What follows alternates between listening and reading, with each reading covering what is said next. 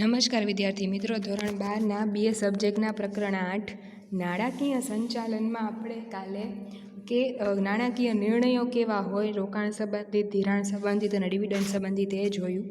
હવે આજે આપણે મૂડી માળખું જે શબ્દ એની અંદર આવ્યો હતો કે ભાઈ મૂડી માળખું તો કે કોને કહેવાય, તો મૂડી માળખું એટલે કે કેપિટલ સ્ટ્રક્ચર, એની ખ્યાલ, એને વ્યાખ્યા આપેલી છે કે નાણાકીય યોજનાના મહત્ત્વના બે પાસા છે.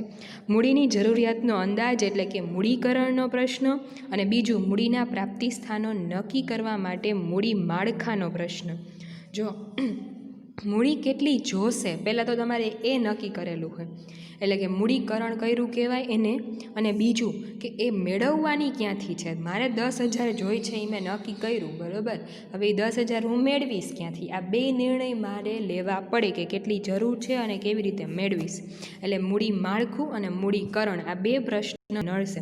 કંપની જુદા જુદા પ્રાપ્તિ સ્થાનોમાંથી જરૂરી મૂડી ભંડોળ મેળવી શકે છે. આપણે કાલે વાત થઈ હતી એમ કંપની વિવિધ પ્રકારની જામીનગીરીઓ જેવી કે ઇક્વિટી શેર, કંપની વિવિધ પ્રકારની જામીનગીરીઓ જેવી કે equity share, preference share, debenture વગેરે બહાર પાડીને મૂડી પ્રાપ્ત કરે છે. મેં તમને કાલે વાત કરી હતી એમ કે કઈ રીતે મૂડી મેળવી શકે, તો કે જામીનગીરીઓ એટલે કે ઇક્વિટી શેર બહાર પાડી શકે, પ્રેફરન્સ શેર બહાર પાડી શકે, ડિબેન્ચર બહાર પાડી શકે. આ બધી રીતે મૂડી પ્રાપ્ત કરી શકાય, પણ બધાના લક્ષણ જુદા જુદા છે. વિવિધ પ્રકારની જામીનગીરીઓ કેટલા પ્રમાણમાં બહાર પાડવી તે અંગેનો નિર્ણય નાણાકીય સંચાલકે લેવો પડે. એટલે નાણાકીય સંચાલનનું એક મહત્ત્વનું પાસું છે કે મૂડી માળખું નક્કી કરવું. તો મૂડી માળખું એટલે મૂડી પ્રાપ્તિના જુદા જુદા સ્થાનો જેવા કે equity share, preference share, debenture, અનામતો અને લોન ભંડોળનું મિશ્રણ. જો આ શબ્દ યાદ રાખજો, મૂડી માળખું એટલે શું, મેં તમને કાલે ટૂંકમાં કહી દીધું, પણ હવે આપણે ડિટેલમાં જોઈએ કે જુદા જુદા સ્થાનો જેવા કે equity share, preference share, debenture, અનામતો, બરાબર, કેટલી રાખવી, આ તે લોન ભંડોળ એટલે કે લોન લેવી, આ બધાનું મિશ્રણ એટલે કે મૂડી માળખું. આ સંદર્ભમાં ગેસ્ટનબર્ગના જણાવ્યા મુજબ જામીનગીરીઓના પ્રકાર અંગેના નિર્ણયો કંપનીના મૂડી માળખામાં પ્રતિબિંબિત થાય છે. એટલે કે જામીનગીરીઓના પ્રકાર અંગેના નિર્ણયો કંપનીના મૂડી માળખામાં પ્રતિબિંબિત થાય છે. એટલે મૂડી માળખું બને છે શેનાથી, તો કે જામીનગીરીઓ બધી ભેગી થઈને. કાલે આપણે વાત કરીએ એમ કે ભાઈ અમુક મૂડી માળખામાં શું હશે, તો કે ખાલી ઇક્વિટી શેર હશે. અમુક મૂડી માળખામાં શું હશે, તો કે ઇક્વિટીને પ્રેફરન્સ હશે. અમુકમાં તો કે ઇક્વિટી, પ્રેફરન્સ, ડિબેન્ચર ત્રણેય હશે. તો આજે છે એ કે જેની અંદર કેટલા પ્રકારના, એટલે મોસ્ટલી અત્યારના સમયમાં કે મેં તમને કીધું એમ કે બેસ્ટ કયું, તો કે બધાનું મિશ્રણ હોય. હવે જ્યારે બધાનું મિશ્રણ હશે, હવે એમાંય કેટલું પ્રમાણ રાખવું, ઇક્વિટીનું પ્રમાણ કેટલું રાખવું, પ્રેફરન્સનું કેટલું રાખવું, ડિબેન્ચરનું કેટલું રાખવું, અનામતનું કેટલું રાખવું અને લોનનું કેટલું રાખવું, આ બધા અંગેના જે નિર્ણય છે એ નાણાકીય સંચાલક લેશે.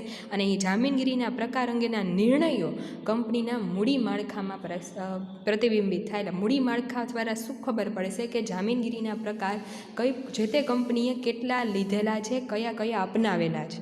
ગેસ્ટનબર્ગના જણાવ્યા મુજબ એ એવું કહેવા માગે છે, વ્યાખ્યા સરળ શબ્દમાં મૂડી માળખું એટલે કંપનીએ તેની જરૂરી મૂડી ઊભી કરવા માટે ઉપયોગમાં લીધેલા જુદા જુદા પ્રાપ્તિ સ્થાનોનું મિશ્રણ. જે જુદા જુદા પ્રાપ્તિ સ્થાનો એટલે કે ઇક્વિટી, પ્રેફરન્સ, ડિબેન્ચર એ જુદા જુદા પ્રાપ્તિ સ્થાનો છે. એમાંથી કયું પ્રાપ્તિ સ્થાન કેટલા પ્રમાણમાં ઉપયોગમાં લેવાનું છે એ અંગેનો નિર્ણય લેવામાં આવે તો એને મૂડી માળખું કહેવામાં આવે. હોગલેન્ડના જણાવ્યા મુજબ મૂડી માળખું એટલે નાણાં ઊભા કરવા માટે કંપનીએ બહાર પાડેલ જામીનગીરીઓ અને ઉપયોગમાં લીધેલા વિવિધ પ્રાપ્તિ સ્થાનોના વિસ્તાર તથા તેમની વહેંચણીનું વચ્ચેનું પ્રમાણ. જો એને એક વસ્તુ વારંવાર કહે છે, આને એ જ કીધું કે નાણાં ઊભા કરવા માટે, મૂડી મેળવવા માટે કંપનીએ બહાર પાડેલ જામીનગીરીઓની અંદર ઇક્વિટી, પ્રેફરન્સ, ડિબેન્ચર બધું આવી ગયું, અને ઉપયોગમાં લીધેલા પ્રાપ્તિ સ્થાનો એટલે એ જ થયું કે ડિબેન્ચર દ્વારા મેળવીએ છીએ, ઇક્વિટી દ્વારા મેળવીએ છીએ, લોન દ્વારા ક્યાંથી મેળવીએ છીએ, એનો વિસ્તાર કેટલો છે, અને એ બધાની સાથે ધારો કે ત્રણેય અસ્તિત્વમાં છે તો ઇક્વિટીનું પ્રમાણ કેટલું છે, પ્રેફરન્સનું કેટલું છે અને ડિબેન્ચરનું કેટલું છે. તો આ રીતે જે આખું માળખું તૈયાર કરવામાં આવે, આ જે રીતે જે બધા પ્રમાણ તૈયાર કરવામાં આવે એ શું થઈ જશે, મૂડી માળખું. આદર્શ મૂડી માળખાની લાક્ષણિકતાઓ કે ભાઈ મૂડી માળખું કેવું હોવું જોઈએ, એવું આદર્શ. સરળતા, ઓછામાં ઓછા પ્રકારની જામીનગીરીઓ બહાર પાડવામાં આવે તો વહીવટી દ્રષ્ટિએ મૂડી માળખું સરળ બને.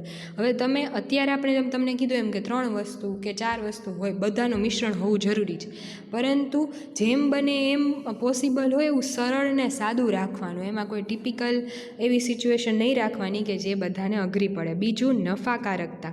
કંપનીનો નફો ઇષ્ટતમ રહે તે રીતે મૂડી માળખાની યોજના. હવે જો એવું ક્યારે બને, ધારો કે ઇક્વિટી છે તો ઇક્વિટીમાં જોખમ સામેવાળાને વધારે છે, આપણે ઘટી જશે, બરાબર. તો ઇક્વિટીનું પ્રમાણ કેટલું રાખવું? ડિવિડન્ડ છે તેમાં ડિબેન્ચર છે તેમાં ફરજિયાત વ્યાજ ચૂકવવું પડશે, તો ત્યાં ખર્ચો ફરજિયાત છે, ઇક્વિટીમાં ફરજિયાત નથી. તો ક્યાં કેટલું પ્રમાણ રાખવું કે જેથી નફો જળવાઈ રહે, કંપનીનો નફો બધે ખાલી મૂડીના ઓલામાં જ ન વયો જાય. એટલે બધાનું પ્રમાણ એ રીતે જાળવવું કે નફાકારકતા જળવાઈ રહે. નાણાંની પર્યાપ્તતા, એડેક્વેટ ફિનાન્સ, એટલે કે મૂડી માળખામાં વિવિધ પ્રાપ્તિ સ્થાનોનું સંયોજન એવી રીતે કરવું જોઈએ કે જેથી પર્યાપ્ત નાણાં પ્રાપ્ત થાય. બને કે ઇક્વિટી શેર બહાર પાડ્યા હોય, ડિબેન્ચર બહાર પાડ્યા હોય, એ બધી વસ્તુ તમે બહાર પાડો છો અને સાથે તમને જે જોઈએ છે એટલે પર્યાપ્ત નાણાં પ્રાપ્ત થાય. ઘણી વખત એવી પોસિબલ થાય કે લોન લેવાની અઘરી પડતી હોય તો ત્યારે તમને ડિબેન્ચરનો ઓપ્શન સારો લાગે, લોનથી તમને પર્યાપ્ત નાણાં પ્રાપ્ત મળી શકે એમ ન હોય. તો અહીંયા આપણે એવા ચૂઝ કરવાના છે જેનાથી નાણાં પર્યાપ્ત પ્રમાણમાં તમને મળી રહે, કે જેનાથી તમારી વ્યવસ્થિત બધી વ્યવસ્થા જળવાઈ રહે.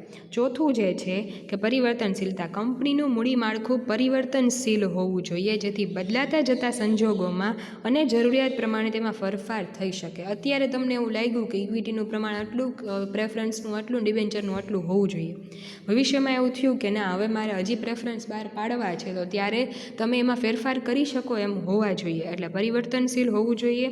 પાંચમું, કરકસર. મૂડી માળખામાં વિવિધ પ્રાપ્તિ સ્થાનોનું સંયોજન એ રીતે થવું જોઈએ કે જેથી મૂડીની પડતર લઘુત્તમ થાય. હવે શેર બહાર પાડવાની વિધિ હોય, બરાબર, ડિબેન્ચર બહાર પાડવાની વિધિ હોય, પછી એની સાથે એના વ્યાજ અને ડિવિડન્ડની વાત આવે તો કંપની તરીકે તમારે શું વિચારવાનું છે કે તમને મૂડી પર્યાપ્ત મળી પણ રહે અને પ્લસમાં તો કે એની પડતર પણ તમને ઓછી આવે. નકરા તમે ડિબેન્ચર જ બહાર પાડે રાખો તો એનાથી શું થશે કે તમારા ખર્ચા વધવાના. પ્રેફરન્સ શેર જ બહાર પાડે રાખો તો એનાથી પણ એ જ થશે. એટલે જે વસ્તુનું જે પ્રમાણ જળવાવું જોઈએ કે જેથી મૂડીની પડતર ઓછું આવે એવું પ્રકારનું સંયોજન તૈયાર કરવાનું કે જેથી કરકસર શક્ય બને. છઠ્ઠું, સમતુલા. માલિકીની મૂડી અને ઓછીની મૂડી વચ્ચે સમતુલા. એટલે માલિકીની મૂડી એટલે શેર અને ઓછીની મૂડી એટલે ડિબેન્ચર કે પછી લોન કે તમે જે લ્યો એ. તો આ બે વચ્ચેની સમતુલા. નકરી નહીં તમારી પાસે માલિકીની મૂડી હોવી જોઈએ કે નહીં ખાલી તમારી પાસે ઉછીની લીધેલી મૂડી હોવી જોઈએ. બેયનું સમતુલા જળવાવી જરૂરી છે. એનું રીઝન મેં તમને કાલે કીધું હતું કે ખાલી માલિકીની મૂડી હશે તો કંપનીના સંચાલકો બેફિકર થઈ જશે કે માલિક જ છે એટલે એને જ બધું ભોગવવાનું છે.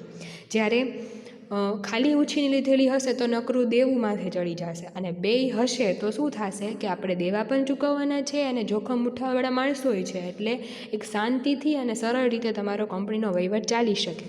સાતમું, તરલતા. જવાબદારી કે દેવાની ચૂકવણી સમયસર થઈ શકે તે પ્રકારની જોગવાઈ મૂડી માળખામાં હોવી જરૂરી છે. એટલે કે તમારે કોઈ દેવું ઉત્પન્ન થયું તો એની ચૂકવણી સમયસર થઈ શકે. હવે તમે ખાલી ડિબેન્ચર લઈને રાખ્યા હોય ને એટલા ડિબેન્ચર તમે બધા વાપરી નાખ્યા હોય તમારી મિલકતમાં ને એમાં, તો ત્યારે શું થશે કે તમારે ક્યાંય અચાનક કાંઈ દેવું ચૂકવવાની વારી આવી તો તમારી પાસે રૂપિયો ન હોય એવું ના ચાલે. એટલે તમારી પાસે મૂડી જે છે એ પર્યાપ્ત એ પ્રમાણે હોવી જોઈએ કે ક્યારેય જવાબદારીને દેવાની ચૂકવણી કરવાની આવે તો એ પણ સમયસર થઈ શકે તે પ્રકારની જોગવાઈ મૂડી માળખા હોવી જોઈએ. ડિબેન્ચર તો કે રિડીમેબલ ડિબેન્ચર હોય તો એને તમારે પરત કરવા પડે. પ્રેફરન્સ શેર છે તો એમાં પણ રિડીમેબલ પ્રેફરન્સ શેર હોય તો એને પાછા પરત કરવા પડે. મીન્સ કે તમે 10 રૂપિયાનો શેર લીધો હોય તો એ 10 રૂપિયા તમારે એને તમારે 10 રૂપિયા પાછા જે એને તમારી પાસેથી શેર લીધો છે અને તમે એની પાસેથી રૂપિયા લીધા છે, તમારે રૂપિયા પાછા આપીને શેર પાછો લેવો પડે. આવી પણ અમુક પ્રકારના ડિબેન્ચર, અમુક પ્રકારના પ્રેફરન્સ શેરમાં જોગવાઈ હોય છે. તો એ પણ તમે વ્યવસ્થિત રીતે જ્યારે દેવાનું આવે ત્યારે પૂરેપૂરી રીતે ચૂકવી શકો એ રીતે મૂડી માળખાની વ્યવસ્થા હોવી જોઈએ. કે જ્યારે ધારો કે રિડીમેબલ ડિબેન્ચર તમારે દેવાના થાય તો ત્યારે તમારી પાસે ઇક્વિટીની મૂડી એટલી પડી હોય કે તમે એમાંથી એને ચૂકવી શકો. એટલે આવી રીતે તરલતા પણ જળવાવી જોઈએ. આઠમું, આકર્ષણ. વિવિધ પ્રકારના રોકાણકારોને રોકાણ કરવા માટે આકર્ષી શકે તેવું હોવું જોઈએ. મેં તમને કીધું એમ ખાલી ઇક્વિટી જ હોય તો એટલું કોઈ આકર્ષવાનું નથી, કે એને એમ થશે કે હવે આ લોકો કંપની ઉપર કોઈ દેવું નથી તો કંપની જે છે એ અમને રગડ ધગડ ચાલશે. ખાલી ડિબેન્ચર જ હોય તો એમ થાય બહારનાને કે આની ઉપર તો નકરા દેવા જ છે, અને બેય હશે તો શું થશે કે બેયની સમતુલા હશે તો માલિકીની સાથે દેવું પણ છે, એટલે સામેવાળાને વિશ્વાસ રહે કે ના નફો એટલો તો થશે જ કે જે આટલા દેવા ચૂકવવા મીન્સ કે જે વ્યાજને ચૂકવવું પડે એટલો નફો તો થશે જ, એટલે એનાથી એક સંતોષ રહેશે ઇક્વિટી શેર હોલ્ડરને નહીં કે આપણે જ બધું જોખમ ઉઠાવવાનો વારો નહીં આવે. અને 9મું છે સદ્ધરતા. ઉછીની મૂડીનું પ્રમાણ એટલું બધું ન રાખવું જોઈએ કે જેથી વ્યાજનો બોજ સહન ન થાય અને નાદારીનું જોખમ ઊભું થાય, એટલે કે ડિબેન્ચર લોન એ બધું ખાલી ન એટલું હોવું જોઈએ કે સામે ઇક્વિટી ન હોય, એ બધું વધારે હશે તો એનાથી શું થશે કે વ્યાજનો બોજ વધી જશે અને નાદારી એટલે કે તમારા દેવા વધી જાય મિલકત કરતાં, એટલે તમારી કંપની ફડચામાં જાય એવી સ્થિતિ ન આવવી જોઈએ, એવા પ્રકારનું મૂડી માળખું હોવું જોઈએ. હજી એક વખત સરળતા હોવી જોઈએ, નફાકારકતા જળવાઈ શકે, પર્યાપ્ત પ્રમાણમાં મળી શકે, પરિવર્તનશીલ હોવું જોઈએ, કરકસર થઈ શકે એવું હોવું જોઈએ, સમતુલા જળવાવી જોઈએ, તરલતા જળવાવી જોઈએ, આકર્ષણ અને સદ્ધરતા આટલી વસ્તુ આની અંદર છે કે જેમાં તમે મૂડી માળખું કેવું હોવું જોઈએ. તો અહીંયા સુધી રાખીએ અને પછીનું નેક્સ્ટમાં જોશું. Thank you.